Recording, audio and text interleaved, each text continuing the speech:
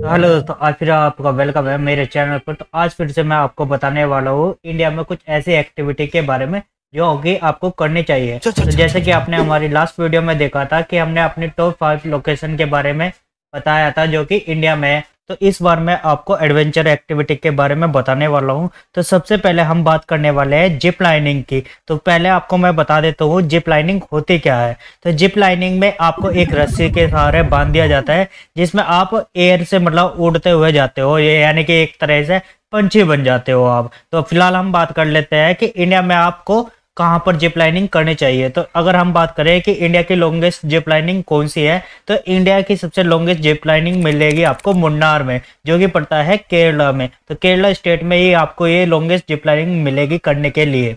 तो अगर मैं आपको इसकी लेंथ के बारे में बताऊं तो इसकी लेंथ है आपकी 1800 मीटर की, मतलब कि ये 1.8 किलोमीटर की आपकी लॉन्गेस्ट जिप लाइनिंग है पूरे इंडिया में। तो अगर मैं आपको बताऊं कि इस जिप लाइनिंग करने में आपको फॉरेस्ट के साथ साथ आपको सिटी व्यू भी देखने के लिए मिलेगा, क्योंकि ये बहुत ज़्यादा लंबी है, इसी वजह से आपको दोनों व्यू देखने के लिए मिलेंगे साथ साथ में।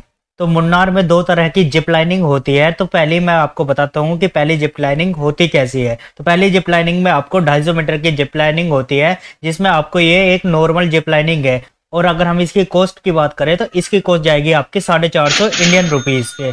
और अब बात करते हैं हम अपनी सेकंड जिप लाइनिंग की। तो सेकंड जिप लाइनिंग में आपको 1800 मीटर की जिप लाइनिंग करने के लिए मिलेगी। और अगर हम इसकी कॉस्ट के बारे में बात करें तो इसकी कॉस्ट जाएगी आपकी 2000 रुपये इंडियन रुपीज की।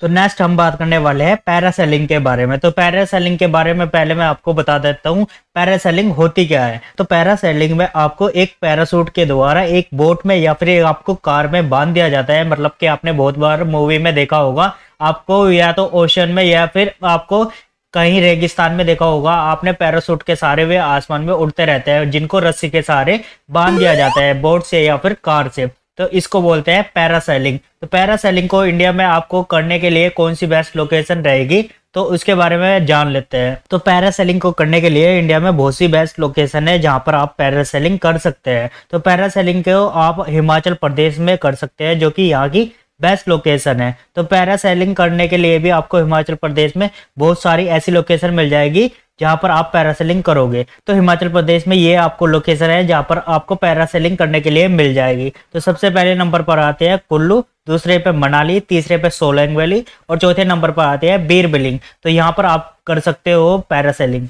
और अगर हम बात करें कि और कौन सी लोकेशन पर आप पैरासेलिंग कर सकते हो, तो पैरासेलिंग कर सकते हो आप उत्तराखंड में। तो उत्तराखंड में भी बहुत सारी लोकेशन है जहाँ पर आप पैरासेलिंग कर सकते हो। तो इन लोकेशन पर आपको पैरासेलिंग करने के लिए मिल जाएगी। तो नेक्स्ट हम बात करने वाले हैं अपने थर्ड लोकेशन के बारे में। थर्ड लोकेशन हमारी कौन सी है, तो थर्ड लोकेशन के बारे में मैं आपको बताऊं तो थर्ड लोकेशन में हम बात करने वाले हैं एक ट्रैक के बारे में। तो इंडिया में ये सबसे ज्यादा फेमस ट्रैक है। तो इस फेमस ट्रैक का नाम है केदारकंठा ट्रैक।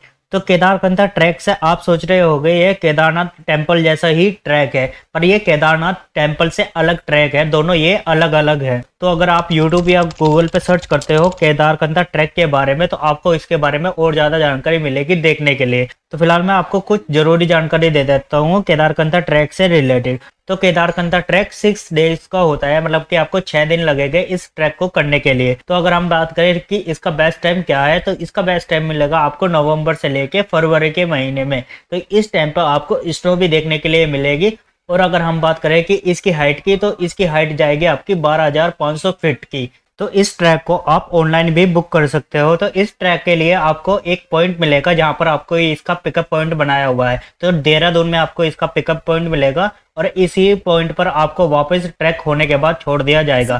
तो मतलब जब आप इसको ऑनलाइन बुक करोगे तो आपका ये लोकेशन होगी देहरादून से देहरादून वापस आने के लिए। तो अगर हम इसकी कॉस्ट के बारे में बात करें तो इसकी कॉस्ट आपकी डिपेंड करती है सीजन पे, आप किस टाइम पर इसको बुक कर रहे हो। तो विंटर के टाइम पे इसकी कॉस्ट आपकी चली जाती है 6000 से लेके 10,000 के बीच में। तो केदारकंठा ट्रैक मेनली अपने ब्यूटीफुल व्यू के लिए ही फेमस है। तो यहाँ पर आपको साथ में स्नो भी देखने के लिए मिल सकते हैं, क्योंकि ये पूरा का पूरा कवर्ड रहता है ट्रैक स्नो से। तो नेक्स्ट हम बात करने वाले हैं अपने फोर्थ लोकेशन के बारे में। फोर्थ लोकेशन की एक्टिविटी आप कहाँ पर कर सकते हो, तो इसमें आपको बताने वाला हूँ मैं आपको फ्लाई बोर्डिंग के बारे में। तो फ्लाई बोर्डिंग में आपको एक पाइप के प्रेशर के साथ बांध दिया जाता है, मतलब कि आपने बहुत सारी मूवी में देखा होगा, और बहुत सी मूवी के साथ साथ आपने वेब सीरीज में भी देखा होगा, ये सीन आपको बहुत मिल जाएगा देखने के लिए। तो मेनली आपको एक पाइप के प्रेशर के साथ बांध दिया जाता है जिसमें आप हवा में उड़ते फिरते रहते हो, और इसमें आप आसमान की ऊंचाई के साथ साथ समुद्र की गहराई को भी नापते हो, जिसमें आपको साथ में समुद्र की मछलियां भी देखने के लिए मिलती है,